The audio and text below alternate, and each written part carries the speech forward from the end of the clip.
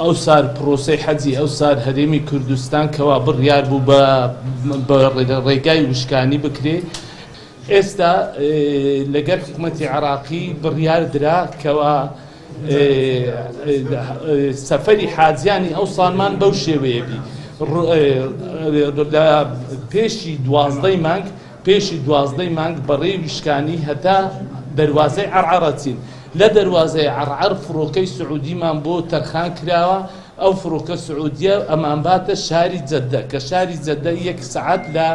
مەکە نێزیکە ئیتر بۆ ئەوەی حاجیانمان زۆر بە ئاسانی بگەنە شاری مەکە و بە جوانترین شێوە ئێمە لێرە کە بەڕێ ئەکەوین نیوەڕۆخوانێکمان هەیە لە تووس خورمات و کەوا حاجی ئیسراحەتەکە ئەوجا شەوێکیش لە کەربەلا ئەمینێتەوە لە مەدینەی حوجاز کەوا شوێنی خەوتنی تیان و شوێنی ئیسراحەتی تیان ئەوجا لە کەربەلا ئەوە گەنە دەروازەی عەرعەر لە دەروازەی عەرعەر 2 سەعات 3 سەعات ئەوە دەبێت پێشتر لە مەتارەکە حازر بن کەوا ئەوەش بە بەرنامەی تەفویز لە کەربەلای بەڕێ ئەکرێت لەبە ئەوەی ڕێگای وشکانیمان هەیە هەتا عەرعەر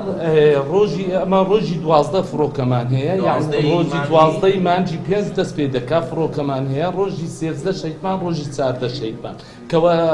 نێزیشی 7 فڕۆکە 8 فڕۆکەمان هەیە کە لە عەرعەر لۆ جەددە یعنی زۆربەی هەموو حاجیان بە 3 ڕۆژ کۆتایی پێدەی